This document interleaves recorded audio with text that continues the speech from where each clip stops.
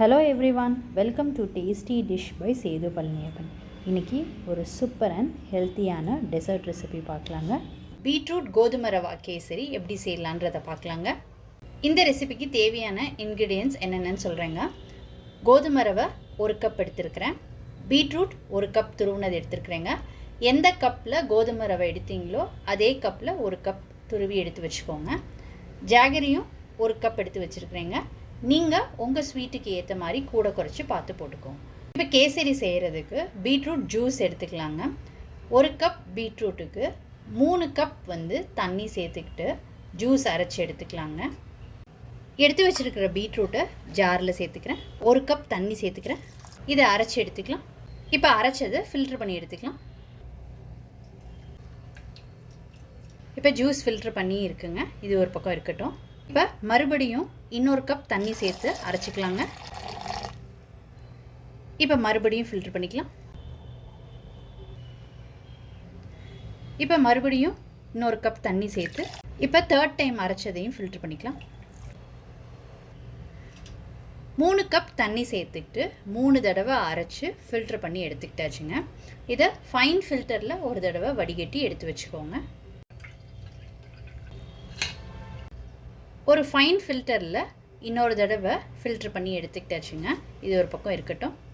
ஒரு கடாயில் நெய் விட்டுக்கிறேன்.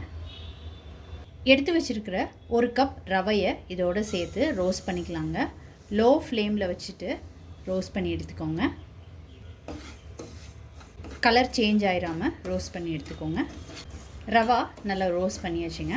கை பொறுக்கிற சூடுக்கு நல்லா வறுத்துக்கிட்டாச்சுங்க. ரவை வறுப்பட்டது போதும். இதை ஒரு பிளேட்டுக்கு மாற்றி ஆற வச்சுக்கலாம். இப்போ வெல்லம் கரைச்சி எடுத்துக்கலாங்க. 1/4 கப் தண்ணி சேர்த்துக்கிறேங்க. 1/4 கப்புக்கும் கம்மியாக கூட சேர்த்துக்கிட்டா போதும். வெல்லம் கரைஞ்சதுக்கப்புறம் ஃபில்ட்ரு பண்ணி எடுத்து வச்சுக்கோங்க. வெல்லம் நல்லா கரைஞ்சிருச்சு. இதை ஃபில்ட்ரு பண்ணி எடுத்து வச்சுக்கலாம். இப்போ நான்ஸ்டிக் பேனில் நெய் விட்டுக்கிறேங்க. கேஷ்யூ சேர்த்துக்கிறேங்க. கிஸ்மிஸ் சேர்த்துக்கிறேன். இப்போ இதை எடுத்து ஒரு பிளேட்டுக்கு மாற்றிக்கலாம். முந்திரி கிஸ்மிஸ் வெளியில் எடுத்த பிறகு இப்போ எடுத்து வச்சுருக்கிற பீட்ரூட் ஜூஸை சேர்த்துக்கிறேன். இப்போ ஹை ஃப்ளேமில் வச்சு ஒரு கொதி வரட்டுங்க.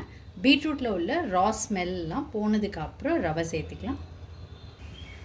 பீட்ரூட் ஜூஸ் நல்லா கொதிச்சிட்ருக்குங்க. இப்போ ரவையை சேர்த்துக்கலாம். இந்த மாதிரி கொதிக்கும் போது பீட்ரூட்டில் உள்ள ரா ஸ்மெல்லாம் போயிடுங்க. இப்போ ரவை சேர்த்துக்கிறேன். இப்போ கட்டி இல்லாமல் நல்லா கலந்து விட்டுக்கோங்க. ஹை ஃப்ளேமில் வச்சுக்கோங்க. ரவை நல்லா குக் ஆகட்டும். இப்போ அடுப்பை கம்மி பண்ணி வச்சு நல்லா ரவையை குக் பண்ணி எடுத்துக்கோங்க. ரவையை சேர்த்ததுக்கப்புறம் ஹை ஃப்ளேமில் ஒரு 2லேருந்து 3 நிமிஷத்துக்கு கொதிக்க விட்டுட்டு அப்புறம் கம்மி பண்ணி வச்சு ஒரு 3 நிமிஷத்துக்கு ரவையை நல்லா குக் பண்ணி எடுத்துக்கிட்டாச்சுங்க. இப்போ நல்லா சாஃப்டாக வெந்துடுச்சு. ஊற்றிருந்த தண்ணியெல்லாம் நல்லா வற்றிடுச்சுங்க. இப்போ ஃபில்ட்ரு பண்ணி வச்சுருக்கிற வெல்லம் சிரப்பை சேர்த்துக்கிறேங்க. இப்போ 1 சேர்த்து கலந்து விட்டுக்கோங்க. நல்லா கலந்து விட்டுக்கிட்ட பிறகு திருப்பி மூடி போட்டு குக் பண்ணிக்கலாங்க. இப்போ ஏலக்காய் தூள் சேர்த்துக்கிறேன். முந்திரி பருப்பு கிஸ்மிஸ் சேர்த்துக்கிறேன். இது நல்லா கலந்து விட்டுக்கலாம். இப்போ நெய் சேர்த்துக்கிறேங்க.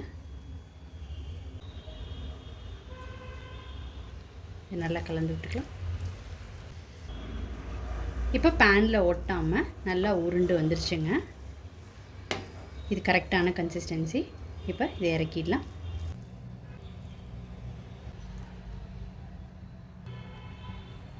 பீட்ரூட் கோதுமை ரவா கேசரி ரொம்ப சூப்பராக ரெடி ஆயிடுச்சுங்க. இதை நீங்கள் சுவாமிக்கு நெய்வேத்தியமாக செஞ்சு வைக்கலாங்க. நீங்கள் இந்த ரெசிபி கண்டிப்பாக ட்ரை பண்ணி பாருங்கள். ட்ரை பண்ணிவிட்டு உங்களோட கமெண்ட்ஸை சொல்லுங்கள். உங்களுக்கு இந்த ரெசிபி பிடிச்சிருந்துச்சுன்னா லைக் அண்ட் ஷேர் பண்ணுங்கள். உங்கள் ஃபேமிலி அண்ட் ஃப்ரெண்ட்ஸ்க்கு tasty dish by Sethu Palaniappan சேனலை சப்ஸ்கிரைப் பண்ணுங்கள். நோட்டிஃபிகேஷன் பெல்லை கிளிக் பண்ணுங்கள் for more videos. Thanks for வாட்சிங்.